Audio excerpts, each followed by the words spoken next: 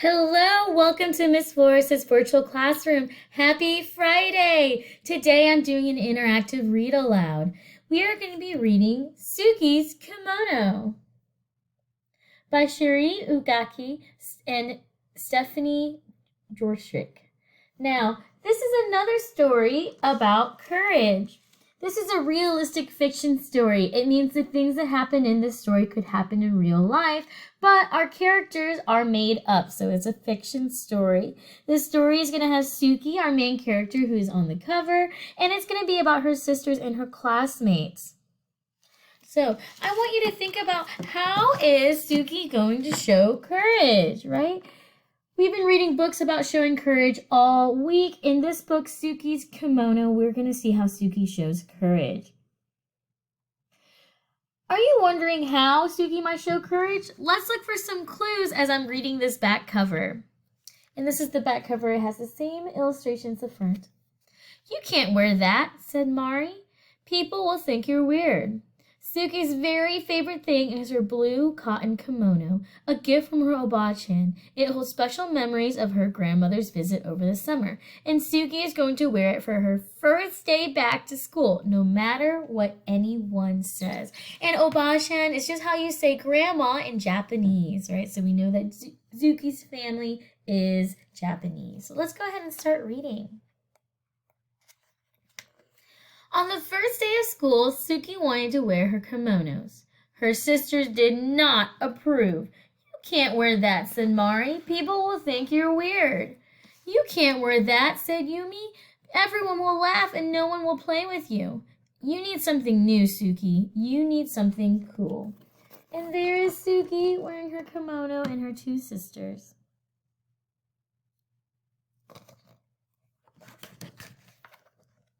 But Suki shook her head. She didn't care for new. She didn't care for cool. She wanted to wear her favorite thing, and her favorite thing was her kimono. Suki's Oba-chan had given her the kimono. The first time Suki wore it, her Oba-chan took her to a street festival where they slurped bowls of slippery cold suman noodles and shared a cone of crunchy shaved ice topped with sweet red bean sauce. And there they are going downstairs getting ready for their first day of school. And there is Suki remembering going to a festival with her Oba-chan, her grandma.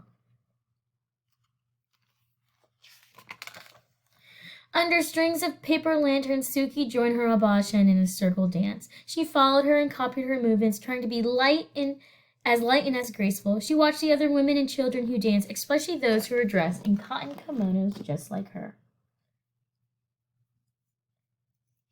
And there they are at the festival dancing.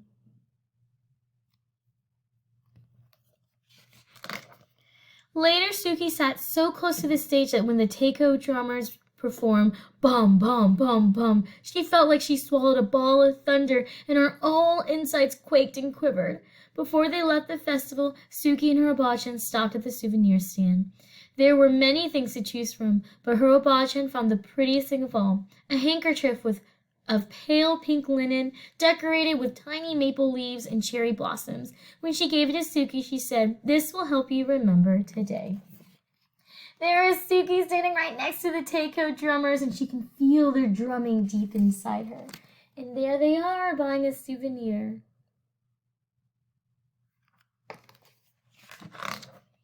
Now it is time for school. Mother checked Suki's obi one last time, took a picture of Mari, Yumi, and Suki standing together by the front steps. Then, as she watched the three sisters make their way down the block to their school, Mari and Yumi stayed several paces ahead of Suki and pretended they didn't know her. But Suki didn't mind. She turned and waved to her mother before she clip-clopped along in her shiny red geta, feeling very pleased in her fan-patterned blue kimono.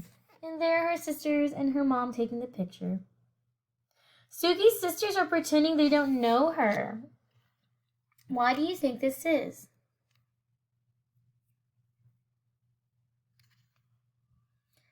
I think this is happening because her sisters don't think that it's not cool for her to wear her kimono to school, and they don't want anyone to know that they know her because they don't want to be made fun of, because they think she's going to get made fun of. Once in a while, Suki would lift her arms and let the butterfly sleeves flutter in the breeze. It made her feel like she had grown her own set of wings.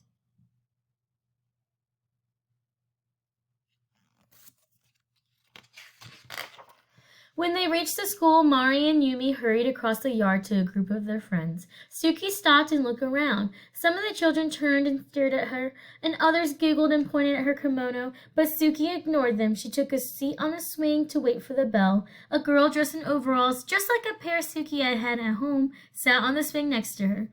"Hi, Suki," said the girl. "Hi, Penny," said Suki.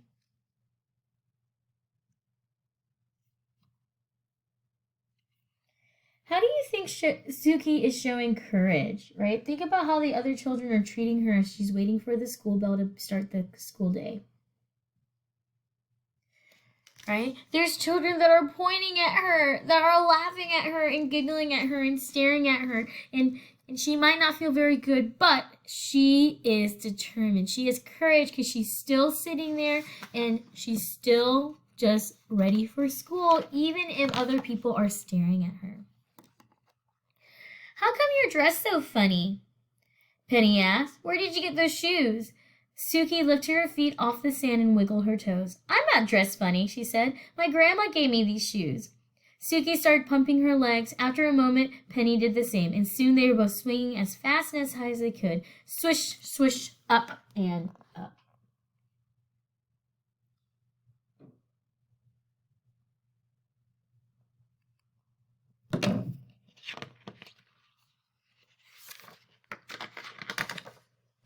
When the bell rang, Suki and Penny jumped off their swings and ran to the gym for the first day of assembly.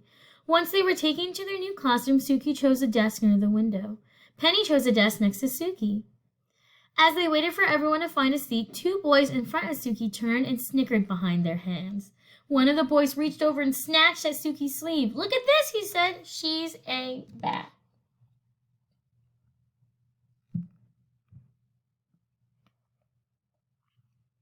What are you thinking about how the two boys are acting?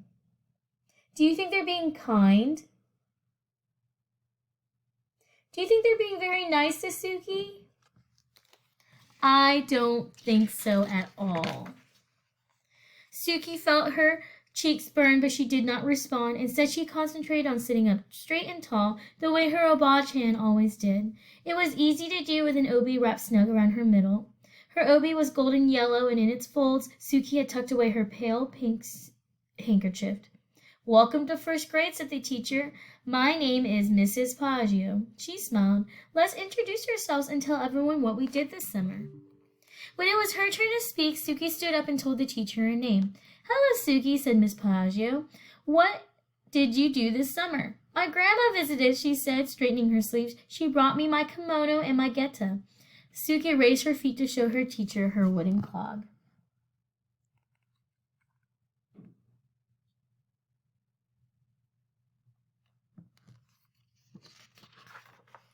Somewhere in the middle of the class, someone laughed, but Suki took a deep breath and continued. The best thing was that she took me to a festival, and there were dancing girls dressed like me, and they danced like this." She took a few steps and swayed her arms sideways. "Look, now she's dancing," someone said. But Suki didn't hear. She hummed the music she remembered hearing at the festival. She remembered how it felt to dance barefoot in the open air on fresh-cut grass that tickled her nose. She tried to picture the other dancers, how they moved forward in the circle with the rhythm of the music, how they stamped their feet, first right, then left, swung their arms, first up, then down, how they stepped back and back and back and then clapped. When Suki couldn't remember the next step, she made it up just to keep dancing. 1, 2, 1, 2, 1, 2, stop. And there is Suki dancing.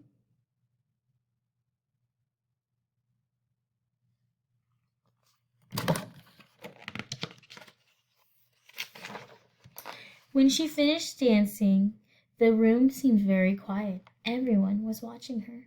Suki sat down wondering if she was in trouble. It's very quiet when Suki finishes dancing. What do you think will happen now?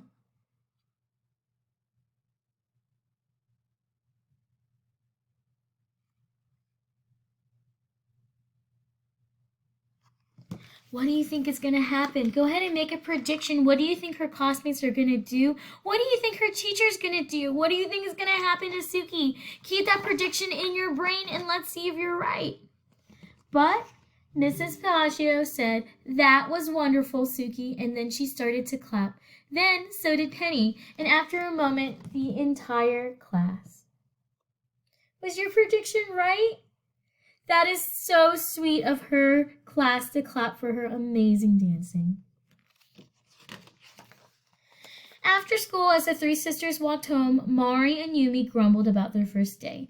"No one even noticed my new sweater," said Mari. "No one even noticed my cool shoes," said Yumi. But Suki just smiled. As she clip-clopped along behind them, Suki pulled out the pale pink handkerchief from her obi, held it up over her head to catch the wind, and in her blue cotton kimono and her shiny red geta, Suki danced all the way home. How did Suki's courage help her have a better first day than her sister? Suki's courage helped her have a better first day than her sister because her class celebrated her kimono, which was her favorite piece of clothing. If she hadn't danced, she would not have shown her class how awesome her outfit is. Her sisters were complaining because no one noticed their new sweater or their cool shoes.